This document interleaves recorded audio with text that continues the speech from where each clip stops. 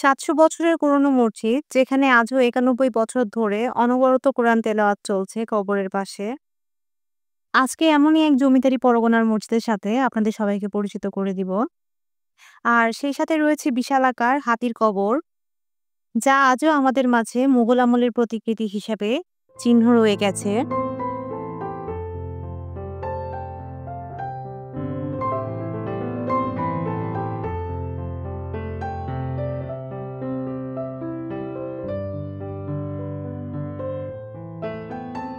Hello viewers, আসসালামু আলাইকুম। আমি স্বপ্নিল টাঙ্গাইল থেকে বলছি। গত পর্বে আপনাদের সাথে ধনবাড়ি জমিদার বাড়িটি ঘুরিয়ে দেখেছিলাম, আর সাথে সেটার ইতিহাস আপনাদের সাথে শেয়ার করেছিলাম। তারই ধারাবাহিকতায় আজকে চলে এসেছি ধনবাড়ি জমিদার বাড়ি মসজিদ। মসজিদের গেটের শুরুতেই রয়েছে ধনবাড়ি সরকারি ইনস্টিটিউশন, যেটা জমিদার বাড়ির উত্তরাধিকারীদের একটা নগদ অর্থায়নের মাধ্যমে পরিচালনা করা হয়। গেটের শুরুতেই রয়েছে কিছু দোকান, যেগুলোতে কোরআন শরীফ তসবিহ সহ বিক্রি করা হচ্ছে তাল মিশ্রি এবং বিভিন্ন মিষ্টি খাবার।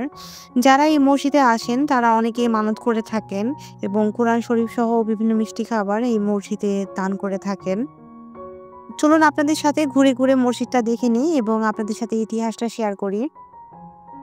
মনে করা হয় এই মসজিদটি মুঘল আমলের মসজিদ এবং ৭০০ বছরের পুরনো মসজিদ। স্থানীয় লোকজনের কাছে এটি নবাববাড়ি মসজিদ নামে পরিচিত। মুঘল আমলে চন্দ্রবংশীয় রাজারা সাবেক পুকুরিয়া পরগনা, অর্থাৎ এই ধনবাড়ি পুকুরিয়া পরগনার অন্তর্ভুক্ত ছিল, তারা শাসন করতেন।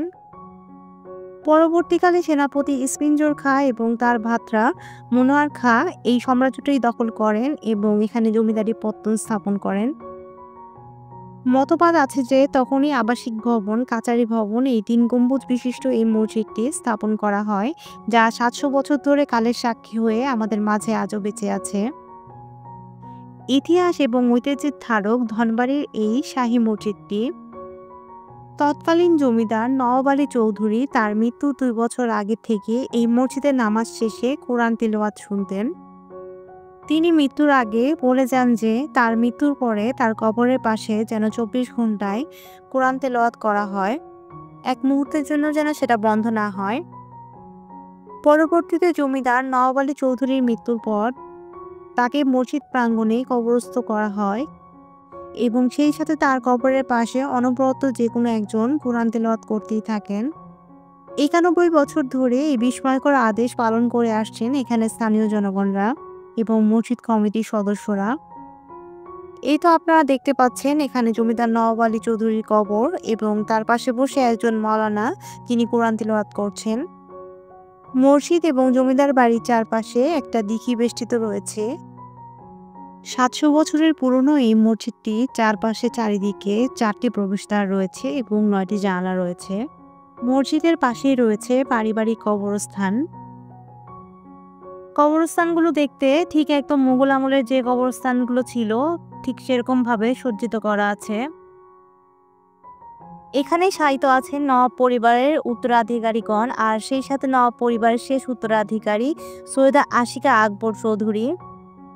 ইতিহাস এবং ঐতিহ্যের ধারক এই মসজিদে প্রায় ২০০ মুসল্লি একত্রে নামাজ আদায় করতে পারেন। আজকের ভিডিওটি কেমন লাগলো অবশ্যই আমাকে কমেন্টের মাধ্যমে জানাবেন।